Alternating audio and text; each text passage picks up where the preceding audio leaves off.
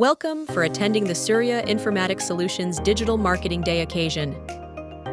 Today, we feel honored to share our experiences, capabilities, and excitement for restructuring digital environments. For decades, we've assisted businesses achieve amazing results, and we're just beginning. Our team recently participated in a series of interesting digital marketing events and webinars. These platforms allowed us to share insights, learn from global leaders, and exchange ideas that will impact how organizations evolve and grow in the age of technology. From utilizing the potential of social media marketing to strengthening SEO strategies that generate organic growth, our team has been at the frontier of innovation.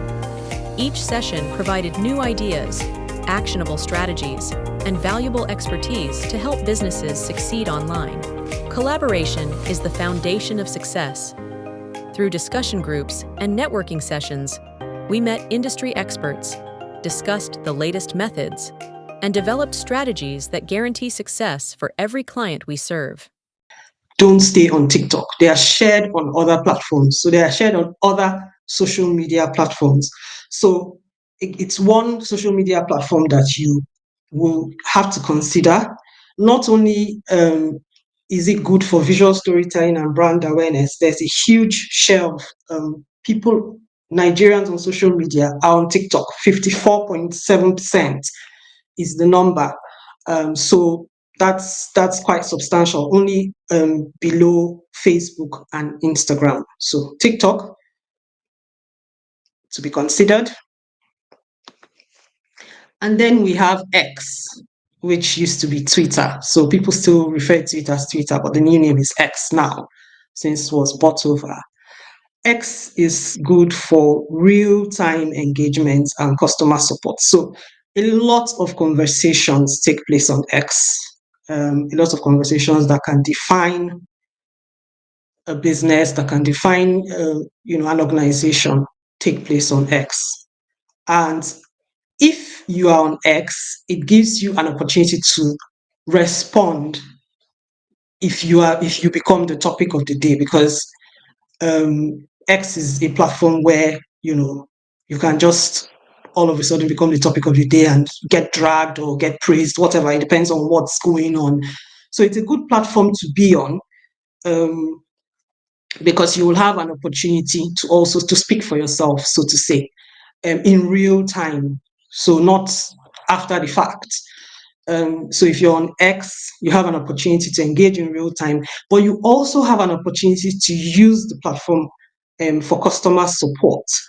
It's because of the way that X is built, how you engage with your customers is public on X, so people can see. So if you're engaging properly with customers, that's something that people can see and commend. And so X is a good platform for that. In terms of the share of social media users in Nigeria on X, that's 40.5%. So that's a good number of people who use social media, and that they are on X. So now that we know the main platforms, the social media platforms, I'd like us to share in the comment section which of these social media platforms we are already using for our business, or which of these social media platforms we intend to use for our business. And then later on, I'll ask more questions about your use of these main social media platforms. Of course, if there are other social media platforms you use that we haven't touched on, just because we are dealing with the major ones. So of course, there are other ones like Pinterest, and include that in the comment section as well. And we'll see how many people are using which platforms, how many people here are using which platforms. So that's a brief overview of the social media platforms. Now that we know, or we've given a highlight of the social media platforms, the question is, what should we be posting on these platforms? So it's very important, if you are on various social media platforms, to not just believe that you can post the same thing everywhere. So maybe you make a card for example, and you post the same card with the same caption on Facebook, Instagram, X, TikTok. Okay, not TikTok. TikTok needs video. So Facebook, Instagram, X, LinkedIn, just the same card, the same caption, maybe a sentence or whatever. It's important that you're not doing that because each platform has its dedicated audience and their preferred form of digesting content. So it's very important for us to know which content gets the best engagement on each platform. And it may be the content itself may be the same, but the way that you present it will have to be different if you're going to get the attention of the people on the platforms, on the various platforms. For example, on Instagram, you would have an Instagram story, and on LinkedIn, you would have long form content to show thought leadership. Remember at the beginning, I talked about when I was discussing the strengths of LinkedIn, one of the things I said was that it's there's um, an opportunity to show thought leadership on LinkedIn. So that should influence the kind of content you put there because of the audience, the specific audience that will be engaging with that content, that will be digesting that content, that will be seeing that content. Um, Another example, TikTok Reels versus Facebook Live. So a Facebook Live will be interactive. You'll be able to engage with the audience in real time, maybe answer questions, maybe give them a background view of your business. Um, Whereas a TikTok reel will have visual appeal. As I said earlier when I was talking about TikTok, TikTok reels can just go viral if it connects with the audience on TikTok. And before you know it, you've created brand awareness about your brand. So it's really, really important for you to know which um, type of content to use on each platform. And sometimes you may think, oh, this content works in this form best on this platform. And then it turns out that another content works better. I'll give an example Instagram. So on one of our clients' accounts, we used to post more reels.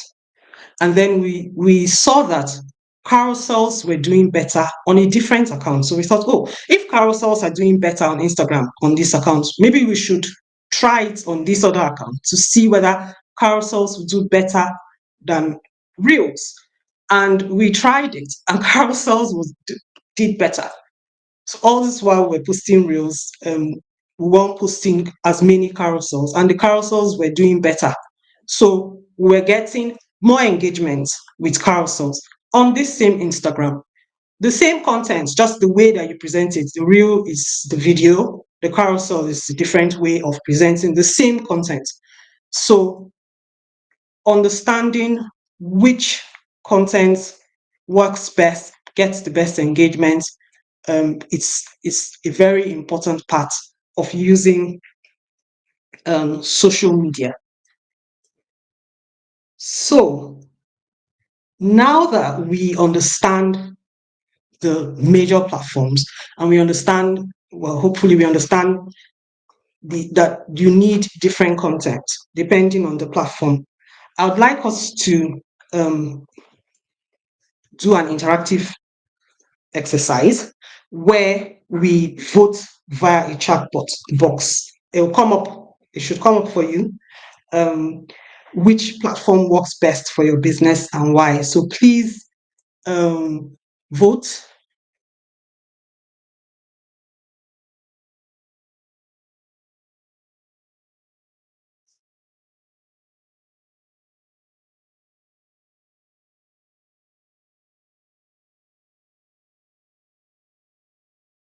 Okay, thanks to everyone who is still voting.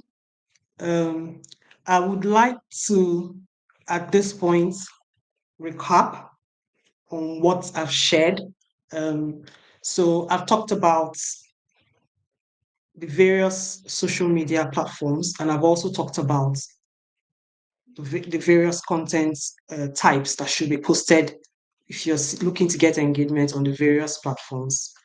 Um, it's important that you don't spread yourself thin by wanting to be on all platforms when you start.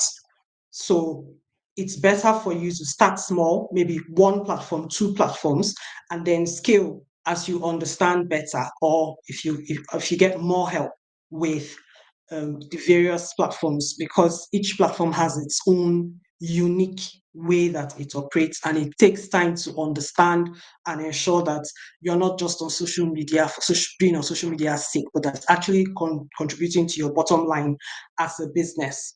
So it's, as I said, important, start small and scale.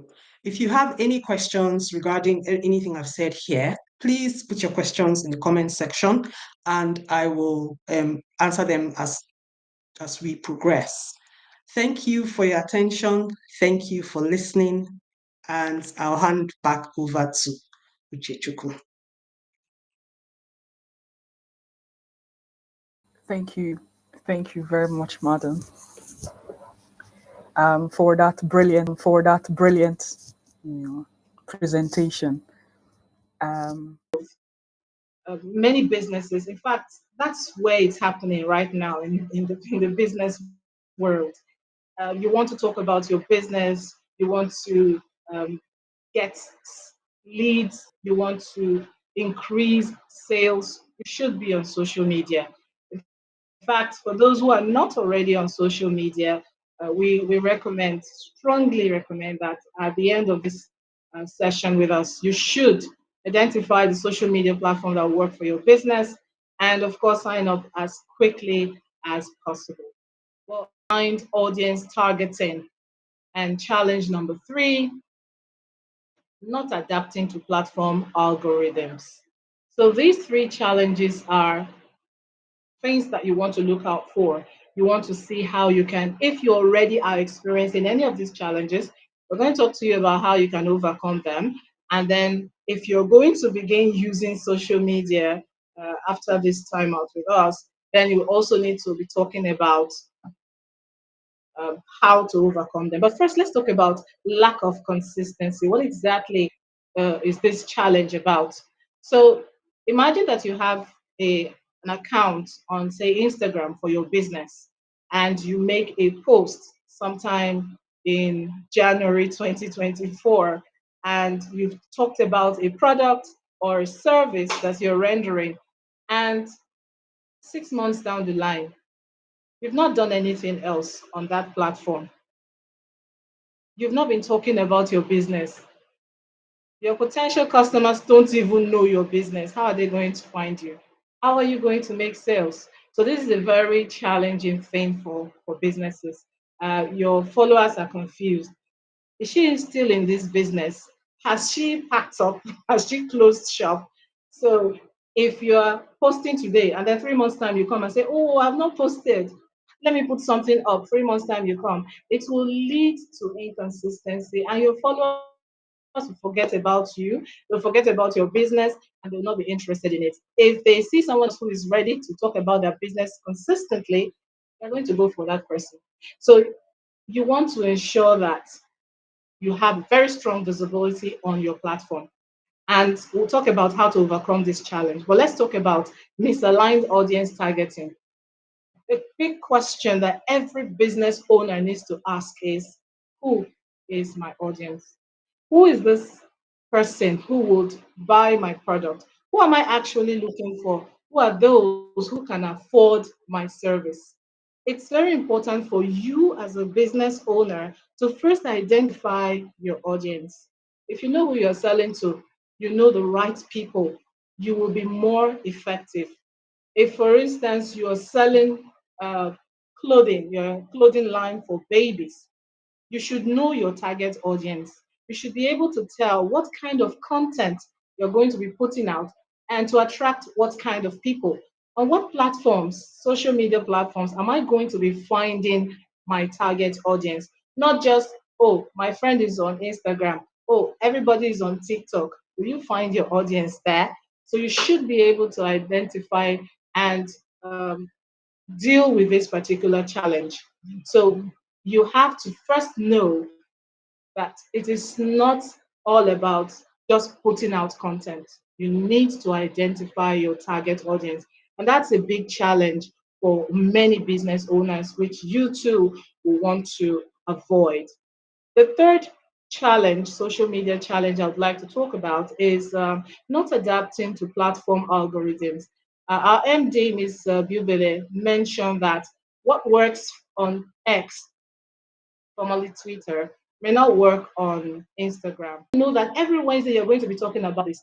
They would want to listen to you. They will want to find you. They will want to look forward to what you're going to be putting up. So it is very critical that you use content calendars. You can use any content calendar that is convenient for you, that is related to your business, that you can easily follow.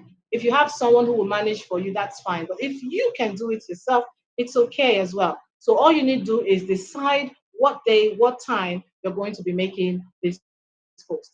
For scheduling tools, you can use Buffer, you can use Hootsuite, you can use these, even Meta Business Suite, you can use that to schedule your post so that even if at the time the post is supposed to go live, is supposed to go out, you're not available, your post will still go out at the scheduled time. So for those of us who have challenges with consistency, that can actually help. So, what you can do at the end of this webinar is to sit down for a few minutes and think about what days you're going to put out posts and what exactly you're going to be putting out for your business so that you get the publicity and the consistency that you need. And if you need any support with deciding what tools, you can also reach out to us and we're ready to talk to you about that. Too difficult to understand, or you're like, I'm not too sure about this. I'm not a data analyst. You really do not have to be a data analyst to be able to understand this. But if you're having those issues, like we know that a few businesses we've worked with, they just say, you know what, I really I can't do all of this and then handle my business at the same time. Just reach out to us, book a free consultation. We'll be able to just walk you through what you need to know about this. And if you want to even track it yourself, how you can go about tracking this yourself and be able to just get yourself going as far as this is concerned and start getting in those numbers that really matter, or tracking those metrics that really matter to you in your business. So another question someone might just ask, okay, so now I have all the metrics. I know what my reach is, talking about awareness metrics. I know that what my engagement metrics are, and I know what my conversion metrics are. What should I do with all of this information? What am I supposed to do with all of this information? You gain actionable insights. The truth is that from the beginning of this webinar, we've taken you through a step-by-step guide. It's like a 4-step point. First, you identify the platform that you want to work on. Then you now identify the content that you want to create for these platforms.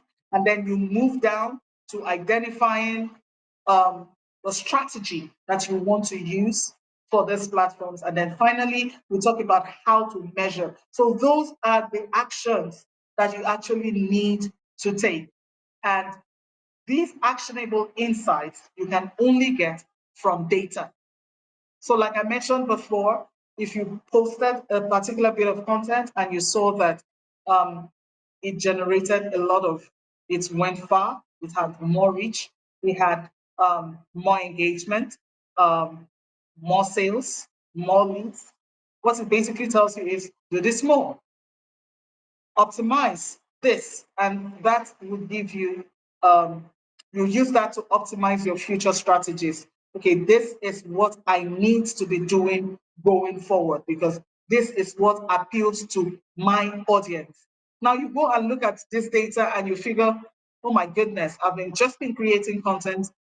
Like one of the clients that we worked with recently, someone had created her website. There was no SEO done on that website. In fact, her website was not even submitted to Google. So she had zero traffic. No one, it was like she just had a website, but she did not exist because Google did not know she existed. There were no keywords that were being matched with her site. And of course, because her site was not even submitted to Google, Google was not in any way documented, for lack of a better word, what is on her site. So if you do not have the data, how would you be able to make data-driven decisions? It's impossible.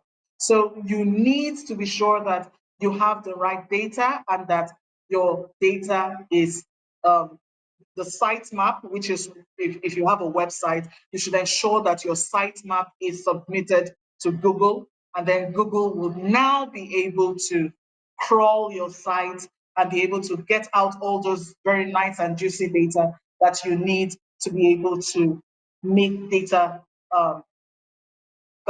data-driven decisions. Another data, I mentioned this before, is posting times. I talked about how we 5x, I think it was even more than 5x, but I'm just being conservative, with 5x engagement on a client account based on posting at the right time. So if you want to get you want to reach more people for engagement, it's very important that one of the metrics that you will track has to do with timing. And Facebook makes this very easy. If you are using Meta Insights on Meta Business Suite, the insights will tell you when your audience is most online.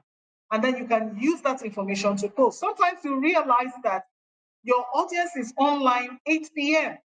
And if you're a business, or if you're, for instance, you do a 9 to 5, and your audience is online by 8, what do? Then you schedule your post and go to sleep. The next day, you'll find that people have interacted with you already based on the fact that you used the right timing to post. So you can also tell what content resonates with your audience and what does not. So when it comes to measuring success, the important things are: know what you are tracking. What's your KPI? What are you tracking? How are you tracking it? And why are you tracking it? Once you answer those 3 questions, put them in your strategy and you find that you are measuring for success. Thank you very much. Let's make that a bit smaller. So I'm absolutely delighted to introduce the first presentation by Andrea Iliff, who I'd love to welcome onto the stream right now. Hello, Andrea. Good morning, Dale. How are you doing today? I'm doing fantastic. I'm so excited to see so many people here today. Honestly, I just can't wait to get going. So you're going to be covering from $562 to 3 million sales per month. Pretty awesome, right? I mean, that's an incredible increase in revenue for any business. So perhaps you'd like to take us through to the next slides. And yeah, of course. Just a reminder, questions will be handled at the end, but do drop them in the chat now and we will bookmark them and make sure that we answer them. And again, if you're active in the chat, you'll be entered into the prize draw to win a copy of all of our books as paper books delivered to your home address. Andrea, what is today's goal? So today, what we really want to show you is a process that you can use, that we use here with all of our clients, not just these case studies that we've got today, to actually show you how you can increase your Google ranking, regardless of your business, regardless of your website, how we're going to do that for you.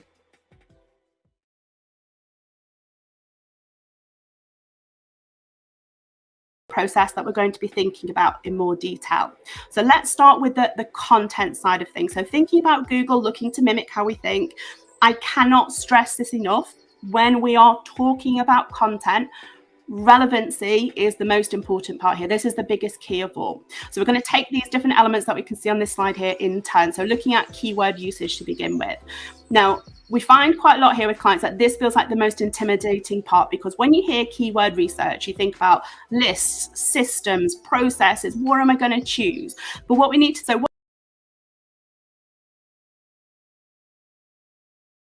what we're going to be covering today for you. So let's talk about those basics more than anything. With Google, how do they decide where to rank your website? So we have very little information coming through from Google about this. Way back in 2009, there's a lovely guy here called Matt Cutts. He told us that there are more than 200 ranking factors in Google's algorithm. And if we think about that, that was 13 years ago, and how much more sophisticated Google and its algorithm has become since then. So right now, you'd be forgiven for thinking, oh, Andrea, how on earth do you know what ranking factors are going to be most important? And the absolute reality is that no one, not even our lovely Matt Cutts here, not likely anyone at Google really knows how many there are. So we would be left to test, experiment, adjust. But then, like a digital marketing angel from above, he entered the arena and he helped us. So enter Andrei Lipatsev from Google. He came along to tell us that there are 3 elements that we really need to take into consideration. He talked to us about content, links, and RankBrain. Now, with RankBrain, just to give you a little bit of an overview of what this actually is. This is Google's AI, the learning algorithm that it has. It's looking to understand what people actually mean when they type something into search results. So it's trying to learn and understand what you are trying to find. So we can't really do a lot with RankBrain from an SEO perspective to optimize for it, because it really is about Google understanding what the searcher actually means. So what that leaves us with are 2 different elements. We've got content and links here, and these are going to be our main levers that we're going to look at for you today. Now, before we deep dive a little bit further into that, what I really want you to start thinking about with a theory from Google, oh, morning from Loughborough as well, that's very close to us. So a theory with Google here, when you search for something in Google, what Google is aiming to do is to show you an ordered list of all those websites, of the most relevant and useful websites based on what you are looking for. What it wants to do is mimic the order that you as a human would list them on based on the information you have about them. And it wants to give you the human perspective. So if we think about that for right now, that it wants to mimic the human opinions, the human values, building content, what this is showing, it's demonstrating to visitors your expertise on a certain subject, certain product, whatever it is you're obviously selling. Getting links, promoting your business around the internet, what this is doing is showing Google that people are talking about you, you're popular. And it's that thought process that we're going to be thinking about in more detail. So let's start with the content side of things. So thinking about Google looking to mimic how we think, I cannot stress this enough. When we are talking about content, relevancy is the most important part here. This is the biggest key of all. So we're going to take these different elements that we can see on this slide here in turn. So looking at keyword usage to begin with.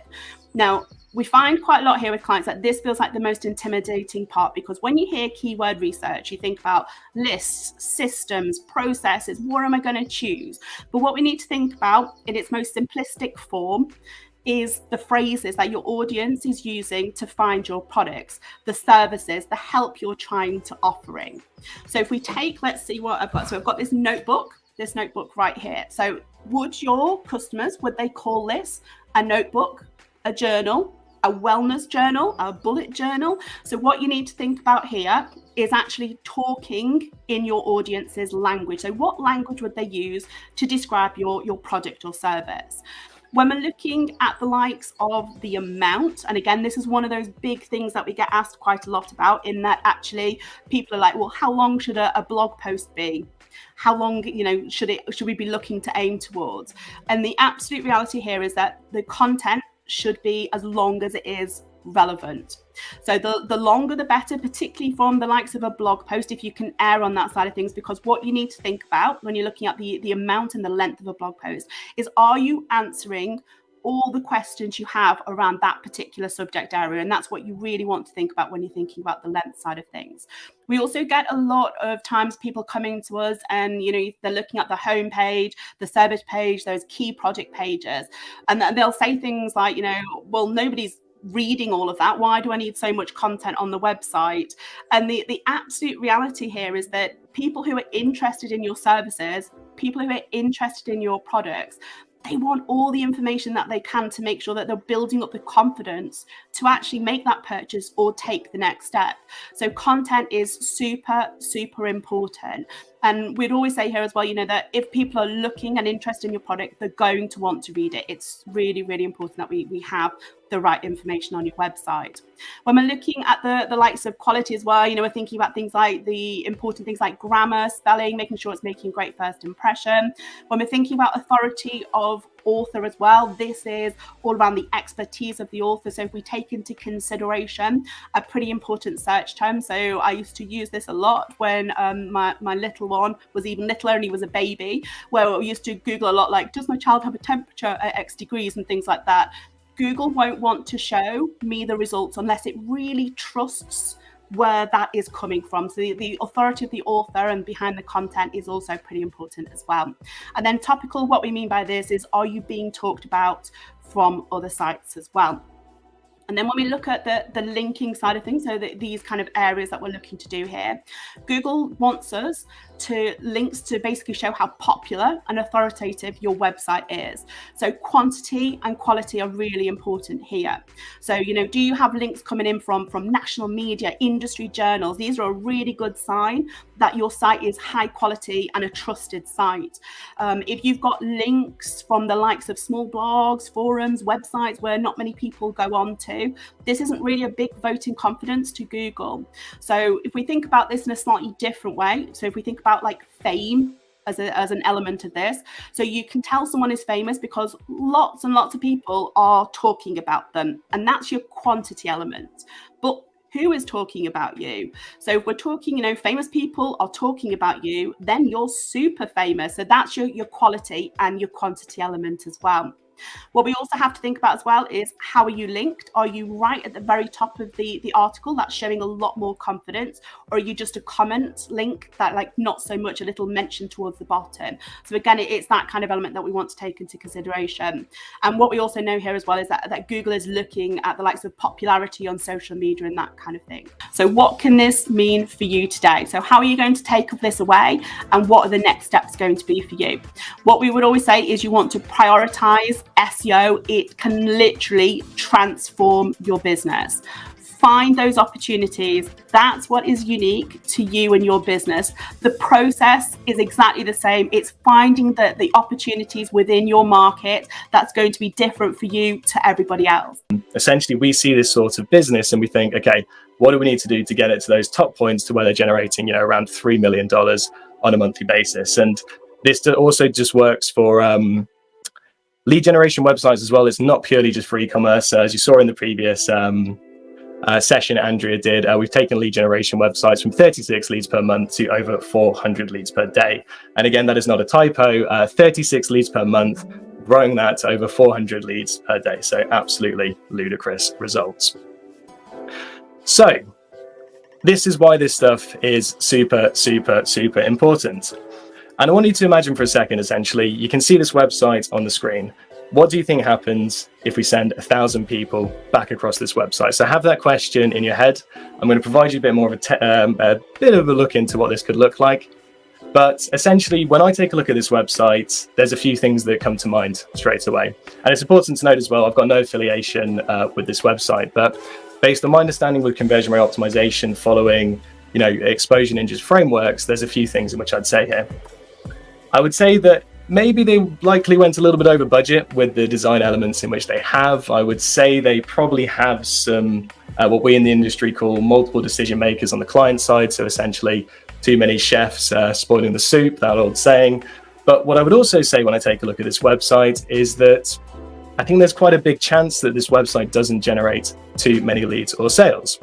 And so my goal by the end of this session is to make sure that you can look at a website similar to this, similar to how I'm doing now, whether it's your own website, the company you work for, maybe even your competitor's website, maybe your grand's website, or maybe even your kid's website, and you'll be able to diagnose and implement solutions to increase the amount of leads and sales which are being generated. So let's look at this from a really practical standpoint then, and imagining that website we just looked at. 1,000 people are going to visit that website now. Out of 1,000 people, we then fall into two separate groups. We have 99% of the people that leave the site without doing anything at all. So they come across, have a little bit of a look around, have a little bit of a nosy through the various different pages, and then they leave. So that's 99%, the biggest portion. Then we also have a small portion of this, the 1% of people that come across the website and take an action. So that would essentially give us 10 people converting on the site out of 1,000, and that would give the website a conversion rate of 1%. For some questions. So if you have any questions for any of these wonderful people, please feel free to ask. So I'm going to jump right in and go ahead and ask Emma. So Emma, where do you start with a content marketing strategy when you have a client who might have a product that's a little bit more dry? Maybe they don't feel like it's exciting as like designer clothes or something that you can take awesome pictures of. Yeah, absolutely. Well, like with any content, you always start with your users. So what are they interested in? What are they engaging with? What do they relate to? So for this, you can look at tools like BuzzSumo, Google Trends, even look at your own client base, see any patterns that are emerging, and also have a look at your tone of voice. So to give you an example, if you think of Plum, which is a savings app, savings probably doesn't sound very exciting to most people, myself included, but those are the exact people that Plum wants to appeal to. So they started with their tone of voice, probably, I'm assuming, and just kept it light and kept it interesting. And the same with their content, made really easy to consume content, like easy to follow blogs that sort of meet the users where they are. Obviously, social media is very visual sort of platform. How do you go about creating great social campaigns and posts for brands that might not have something that looks particularly exciting visually?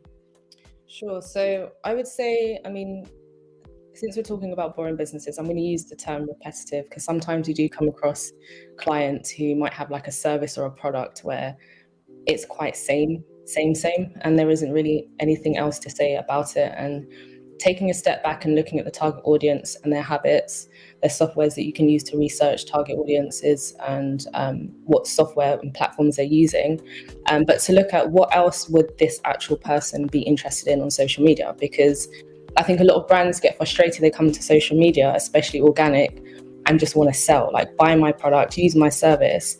But a lot of people that do come into social media aren't necessarily coming with the intention to buy. They're coming for entertainment. They're coming to escape. They're coming to learn something. They're coming to find value. So for social media, we're not also just looking at how can we push this product or service, but how can we actually engage with them? So if we understand that, let's say, for example, there's a target audience of people who are buying products for one of our clients, they're also interested in sports. We might look at sporting days and try and kind of newsjack on that and find a way to connect the service or the products with them. And it's taking a step back from it, because I think a lot of brands do really want to just push themselves, but it's finding the target audience where they are, building that brand awareness, and just being a platform where they don't feel like they're being directly marketed to constantly. So it's finding that gap of how can we engage, how can we actually entertain.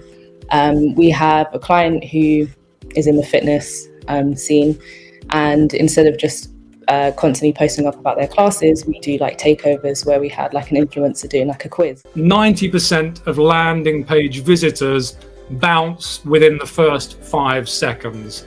So that means that people arrive on that page that potentially you've spent a lot of money, a lot of time, a lot of energy getting someone even onto that page. And it's heartbreaking that within 5 seconds, 90% of those potential people that love what you do, they've gone elsewhere. So why are so many landing pages so ineffective? Well, there's a lot that people need to consider when creating these pages. So I've put together a little bit of an overview of things to keep in mind when you're looking at your own site or other people's sites to really make sure that you're maximizing the likelihood that people are going to do what you want them to do. So you've really got to connect with your customers. Why? As I've said, because guessing leads to rubbish, and expensive and dangerous rubbish. So here at Exposure Ninja, we connect with consumers in a whole host of different ways. We use a lot of different tools, tactics, techniques, experience. I'm going to go through one now that you can actually make use of yourselves. So here we go. This is something called the JTB, which is Jobs to Be Done, created by an amazingly smart guy, Bob Moesta. And it's all about talking to your customers and interviewing your customers, almost in like you're filming a documentary about their experience.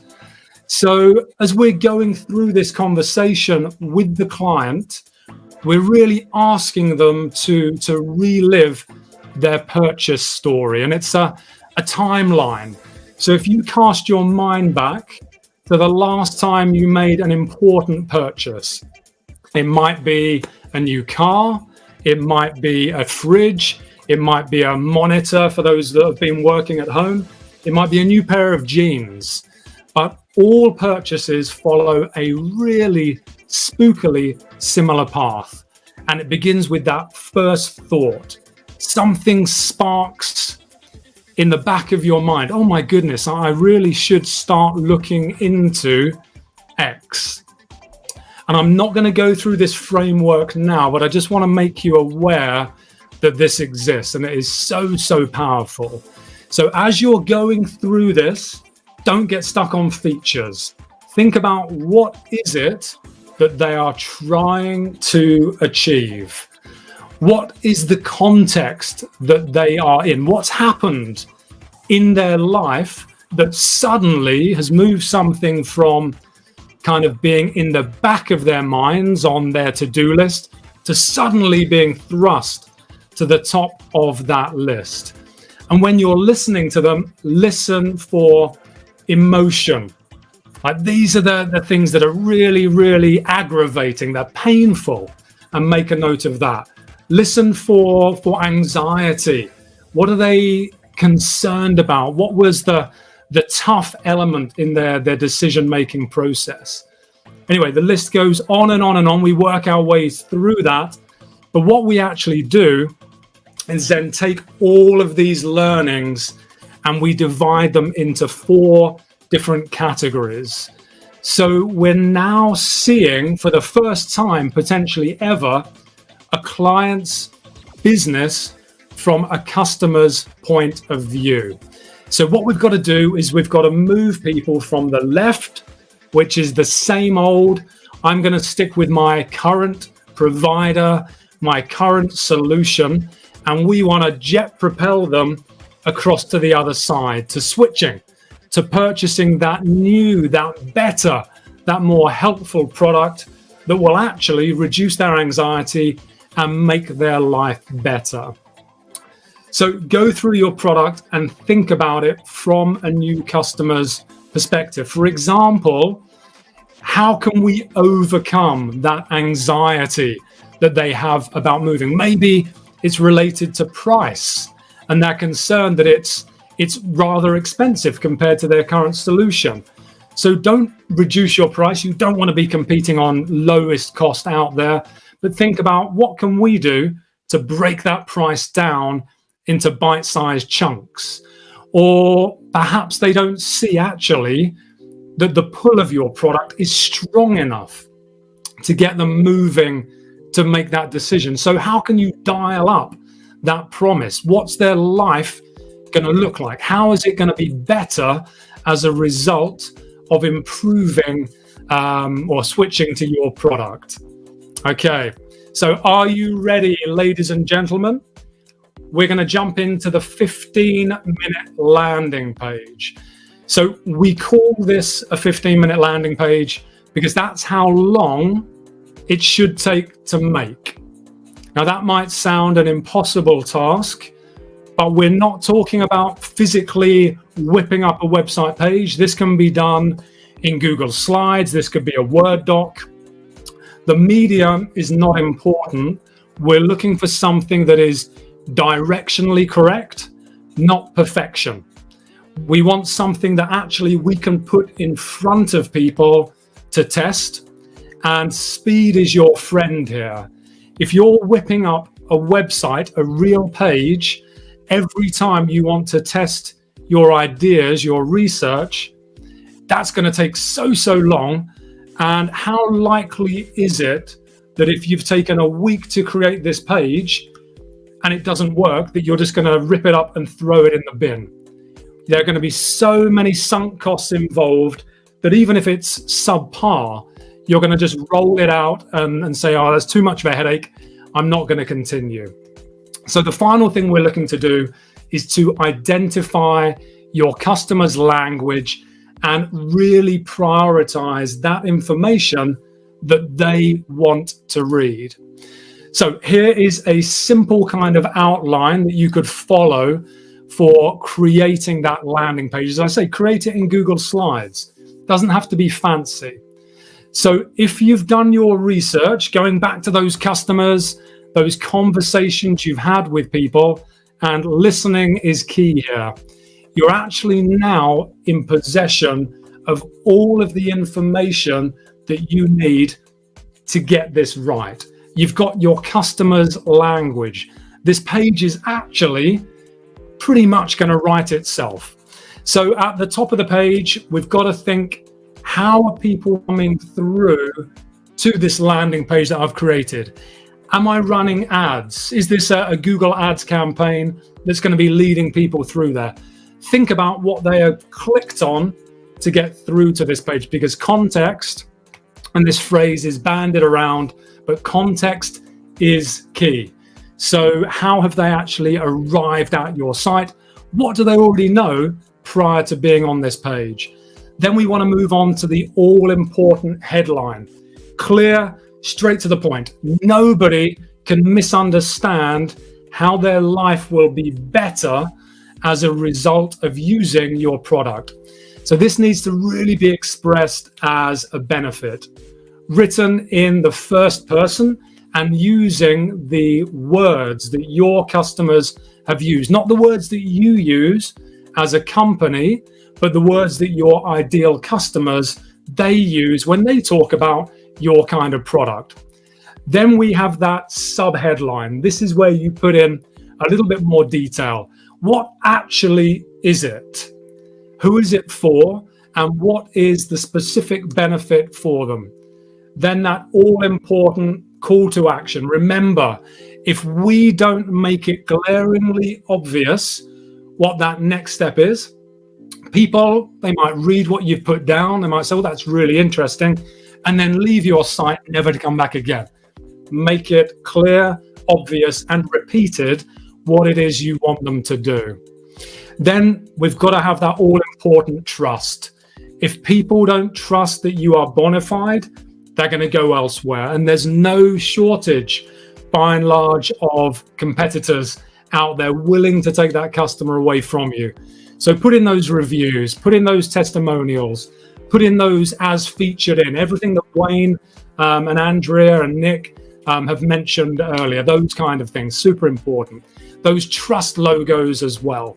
And then we move on to the all-important benefits, the top 2 or 3 features of your product that reinforce how people are going to get those benefits. A little bit more social proof, and then we get down to the detail.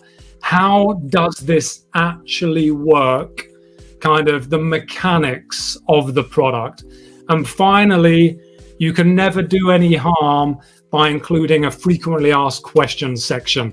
And you've got those questions from talking to your customers already. So now that we've created this really quick mock-up of a 15-minute landing page, what do we have to do? we've got to test it, because it's not a vanity project. It's not about, yep, I've done this, job done. We've got to actually meet some potential customers, show this to them, and get their feedback. So see if it does what we actually want it to do. Branding is about conveying an interesting story instead of simply designing a logo. At these gatherings, we dealt with how to elevate brand identities, engage consumers, and create lasting impressions in the world of technology. Our purpose is obvious: to deliver demonstrable outcomes to our clients. Through these webinars, we featured success stories of businesses that partnered with us and witnessed their digital presence evolve into a strong growth engine. At Surya Informatics Solutions, working together remains essential to all we do. Our certified experts bring passion, creativity, and innovation to every campaign, maintaining us a step above the competition and our clients at the top of their respective industries.